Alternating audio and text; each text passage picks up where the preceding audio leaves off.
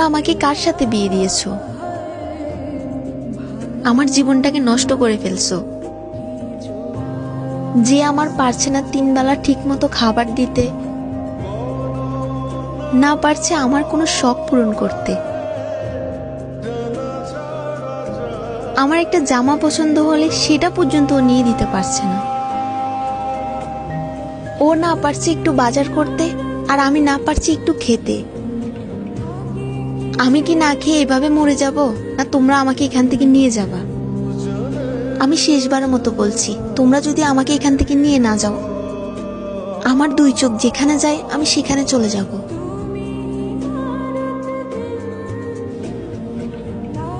কার call ছিল? আম্মুর call ছিল। ও আচ্ছা, তোমাকে এত চিন্তিত লাগছে কেন? তোমার কি কিছু লাগবে? কি লাগবে আমাকে বলো, আমি তোমার জন্য নিয়ে আসবো। তুমি আমাকে কি নিয়ে দিবে? তুমি তো আমার 3 বেলা খাবারের টাকাটাই জোগাড় করতে পারো না।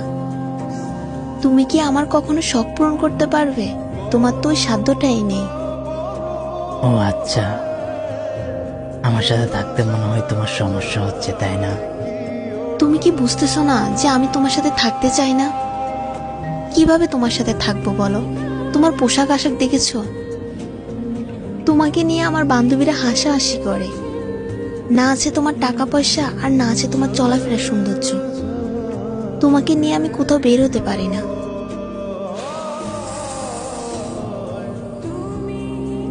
আমাকে নিয়ে তোমার এতই সমস্যা, তুমি আমাকে বললেই পারতে। তুমি তোমার মায়ের কাছে কেন আমাকে ছোট করলে? আচ্ছা বলো তো, তোমাকে আমি কখন না খেয়ে রেখেছি? বরঞ্চ আমি না খেয়ে তোমাকে খাওয়াইছি।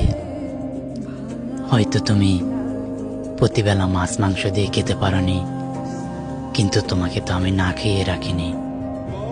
আর তুমি আমার পোশাক আশাকের কথা বলতেছো।